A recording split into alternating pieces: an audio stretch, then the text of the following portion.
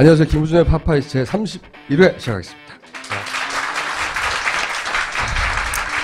제가 이 대기실에 굉장히 늦게 오는 편이거든요. 항상 제일 꼴찌로 옵니다. 오늘 제일 빨리 왔어요. 제가 역대. 송채 기자가 대기실에서 화장하는 걸 처음 봤어요. 처음 봤는데 저는 화장하면서 화정해 주시는 분과 스태프들과 그런 대화를 나누는지는 정말 꿈에도 생각을 못했습니다. 자기들끼리 PBK치를 닮았다는 얘기. 저는 그런 말 안 했어요. 말도 안 되는 소리를 하고 있는 거예요. 뭐 너무 PBK치를 닮았어. 그럼 쳐다보면서 PBK치 괜찮구나. 막. 아, 죄송합니다. 제가 버럭 화를 냈습니다. 그리고 저도 할 말 있어요. 어제 저희 집안 어르신께서 전화가 왔더라고요. 네. 모 프로그램에, 종편 프로그램에 나왔다. 근데 김어준이 구형 2년을 받은 사람이랑 같이 나오더라. 그러면서 어떻게 된 거냐. 범죄자 왜 같이 나오냐. 그래서 이거는 이 프로그램이 아니라 다른 전에 했던 프로그램 때문에 그렇게 된 건데 지금 같이 프로그램 해서 아마 자료 화면에 나온 것 같다. 그랬더니 이런 사람이랑 방송을 같이 하면 위험하지 않겠냐. 상당히 걱정을 하시더라고요. 근데 이 방송도 혹시나 이제 그런 사건에 재판에 휘말리지 않겠냐. 그런 사람이랑 같이 방송을 하다 보면 이제 그거에 대한 우려를 하신 거죠. 그 우려를 충족시켜 드릴게요, 제가. 제가 저희 방송 제목, 타이틀, 파파이스, 그전에는 KFC였죠? 과 관련된 사진들을 보내달라고 했잖아요. 저는 대통령과 관련된 사진을 보내달라고 한 적이 없어요. 근데 자꾸 대통령 관련된 사진이 오나요? 네, 꼭 그렇진 않은데, 보세요. 뉴저지에서 어떤 분이, 이거 실제라며! 와. 실제라며! 네. 네, 뉴저지에서 MB 18놈. 이거 실제라며 사진을 찍어 보내셨어요. 또 하나 보는 사진이 왔습니다. 굉장히 기가 막힌 사진인데, 난 공산 닭이 싫어요. 대단한 센스 아닙니까? 이런 걸 배터리 케이지라고 그래요. 왜 배터리 케이지라고 하는지 알아요? 퀴즈! 별로 어려울 것 같아 보이지 않는데. 모를 것 같아서 내가 퀴즈를 냈는 거예요. 하여튼, 먹어보고. 맛도 알려드릴게요.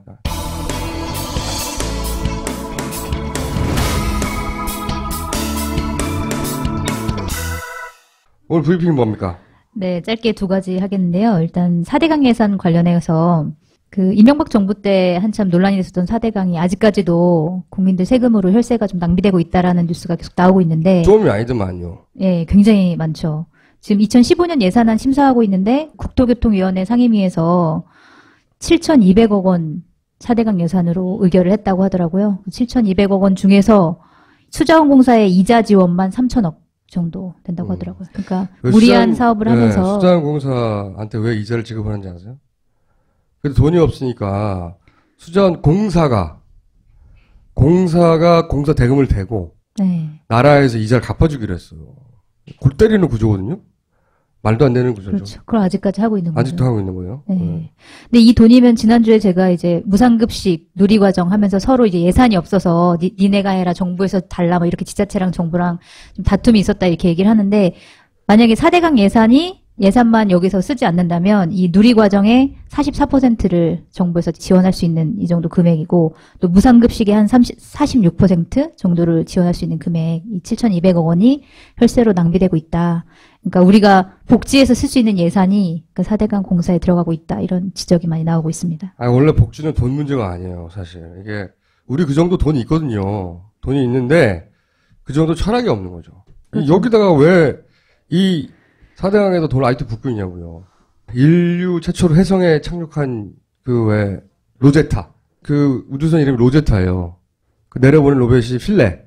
걔네가 1조 4천억인지 들었대요. 네. 그거 하는데, 전체 다. 4대강이 지금 30조입니까? 40조입니까? 처음에 22조 얘기가 나왔다가. 네, 앞으로 들어갈 돈은 다 합치면 40조가 들어간다는. 그렇죠. 진짜 멍청한 짓 하고 있는 거죠, 지금. 가슴이 아프네요. 그래서 퀴즈 하나 더 낼게요. 퀴즈 좀 그만하세요, 진짜. 로제타와 필레 뜻이 뭘까? 왜 그렇게 지었을까? 그리고 별로 기억하지 궁금하진 않아요. 않지만 뭐 기시라고 하니까. 듣고 보면 재밌어요. 그래요? 설명을 듣고 네. 보면. 자, 두 번째 뭐예요? 두 번째. 서울시 공무원 조작 사건 지지난번에도 한번 말씀드렸었는데 그때는 이제 조작이라는 게 밝혀졌고 그다음에 조작에 가담한 국정원 직원들이 이제 유죄 판결을 받았다 이런 내용을 소개를 해드렸는데 이제 최근에 새롭게 밝혀진 사실이 밝혀졌다기보다는 의혹이 나온 사실이 있는데 그러니까 유우성 씨가 북한 보위부에 소속돼 있는 난파 간첩이다라고 재판정에서 증언을 한 탈북자가 A 씨라고 있는데 그 사람의 증언이 거짓 증언이었다. 허위 증언이었다. 그 어떤 간첩 신고 포상금을 노린 허위 진술이었다라는 이야기가 나왔는데 그 A 씨의 남편이었던 분이 이혼하고 나서. 네, 이혼하고 나서 사실은 내 아내가 포상금을 노리고 거짓 진술을 했다라고 이제 폭로를 한 거죠, 이번에. 한겨레 보도로 처음 알려졌는데 실제로 A 씨랑 가서 이제 뭐 취재를 해보려고 했는데 A 씨랑은 더 이상 할 말이 없다. A 씨는 이렇게 얘기를 했고 남편분 인터뷰를 했는데 남편분이 하는 말이 그러니까 사실 이 A 씨라는 사람은 2011년도에 이제 탈북해가지고 남한으로 왔고 그 전에 2010년도에 유우성 씨 가족들과 같이 살았던 분이래요.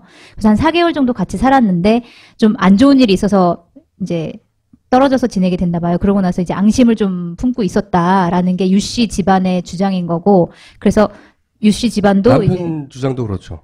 네, 전 남편의 네, 주장도. 전 남편의 주장도 계속 그 자기 아내가 예전부터 유 씨 집안과 왼수라고 얘기를 해왔고 유우성 얘를 저 새끼를 내가 죽여야 된다 뭐 이런 식으로 계속 얘기를 해왔고 어떻게 하면 복수를 할 수 있을까 계속 자기랑 상의를 해왔다는 거죠. 그래서 그러면서 어떤 포상금 문제도 있고 그러니까 그거를 허위 진술을 하려고 이제 마음을 먹고 허위 진술을 했다라는 건데 근데 문제는 그 과정에서 그러니까 국정원이 뭐 그 허위 진술을 시켰다 뭐 이렇게까지 나온 건 아니고 다만 재판장에 이 그 A 씨라는 사람이 재판장에 처음엔 안 나가려고 했었대요. 남편 말에 의하면 자기 아내가 재판장에 나가는 왜냐면 위증을 해야 되니까 그 부분에서 되게 꺼려했었는데 그 과정에서 국정원이 계속 이제 재판장에 나와달라라고 회유를 하고 재판에 나오기 전에 800만 원을 보내서 이제 재판에 나오게 하고 재판에 나오고 나서 증언을 한 다음에도 1,000만 원을 보내서 이제 뭐 살해를 하고 이런 식으로 해서 1,800만 원을 받았고 그다음에 또 동아일보랑 인터뷰를 해요. A 씨가. 그래서 그거를 주선해주는 대가로 국정원에서 또 200만 원을 줬다. 그래서 총합 2,000만 원을 받았다. 이렇게 이제 주장을 하고 있는 거죠, 또 남편은. 있어요. 다른 탈북자한테 유호성 씨를 북한에서 봤다고 하라고 네. 전화를 해달라고 또 100만 원을 줘요. 전화 한 통화하는데 뭐 네. 이런 식으로. 전화 통화를 그래서 A 씨가 전화 통화를 하려고 했는데 그 북한에 있는 사람과 전화 통화를 했는데 북한에 있는 사람이 끝까지 자기는 못 봤다라고 얘기를 해서 뭐 실패를 했다 뭐 이런 식으로 또 얘기가 나오기도 했죠. 그러면서 이제 국정원 직원이 오간 얘기 왔다 갔다 한 얘기. 네. 국정원 직원 그 보상금 얘기 이런 게 네. 녹취록이 담겨 있죠. 그러니까 네. 아마도 처음부터 이 A 씨에게 허위 진술을 하라고 시켰는지 안 시켰는지는 증거가 남아 있는 게 없어요. 남편도 몰라요. 네. 왜냐하면 전 아내인 A 씨가 국정원 직원을 만나러 갔을 때는 자기는 없었으니까 같은 자리에. 이제 그 이후에 돈이 오간 것과 포상금 얘기와 그리고 뭐 이런 주선들 증언대 세우는 주선들이나 아니면 녹취록을 듣고 돈 얘기를 한다는 거 보상금. 네. 보상금 받으려면 잘 해달라는 네. 취지의 녹취록이 있죠. 네. 그러니까 이게 말하자면은 처음부터 그러니까 뭐 이 사람이 간첩인 게 분명한데 네.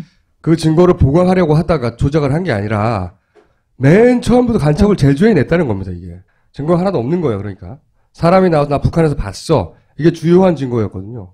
그러고 나서 그 출입국 기록을 이제 조작을 한 것이고. 근데 봤다는 사람도 거짓인 것이고, 봤다는 사람 중에 저 사람, 그 A씨의 증언의 핵심은 저거예요. 저 사람이 보위부 일을 하는 간첩이다는 거예요. 네. 네.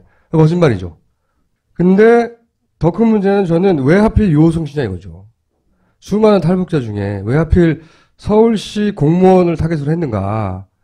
저는 그게 박원순 서울시장과 연결 의도가 있다라고 추정합니다. 네. 추정하고 그랬다는 얘기는 그러면 국정원이 처음부터 정치 공작을 했다는 뜻이에요. 이게 포커스거든요. 그걸 왜 했냐고지. 왜? 그 왜를 말하지 않는 거예요. 그게 제일 중요한데. 네. 왜 하필 이 사람이냐 이거예요. 유호성 씨가. 저는 이게 그런 정치적 목적이 있다고 졸라 강하게 추정하는 거죠. 국정원이 저를 소송할까요? 저는 그냥 가만히 있겠습니다. 그 왜를 말해줘야 된다고 생각합니다. 사실 야당이 여기에 난리가 나야 되는 거예요. 네. 왜냐하면 결국은 야당의 주요 인사를 잡으려고 자기들 잡으려고 이렇게 한 거란 말이죠. 네. 들고 일어나야 되는데 남의 일처럼. 사실 야당은 북한 관련된 얘기만 나오면 좀 이렇게 몸을 사리는 것 같아요. 야당뿐만 네. 아니라 사실 그렇게 만들어놨어요. 네. 북한 관련해서 조금만 반발하면 그렇죠. 종북이다. 반발하거나 네. 그런 프레임을 만들어놨죠. 꼼짝 못하게. 네. 근데 거기에 움츠리고 있으면 계속 당하는 거예요. 그럼 그 움츠리면 움츠릴수록 북한과 관련된 걸 자꾸 엮어버리죠. 그 사람들하고 외면하고 부딪히지 않으려고 한단 말이에요, 야당이. 자기는 그쪽하고 상관없는 것처럼. 자기도 언젠가 당한다니까, 그렇게. 굉장히 중요한 사건인데, 그래서 저희가 다음 시간에 그 다음 시간쯤에 한번, 제대로 다뤄볼까 합니다. 또다시. 그러시려고요? 이번엔 장경욱 변호사님이 되게 막 고소당하고 그러셨던데 첫 편에 그 나오셨다. 관련자들 다 고소당했어요. 네. 그걸 다룬 그것이 알고 싶다 PD도 고소당했고요. 네. 네. 한번 모셔서 얘기를 들어볼까요? 고소당한 사람들이요? 네. 고소는 뭐 저는 익숙하니까요.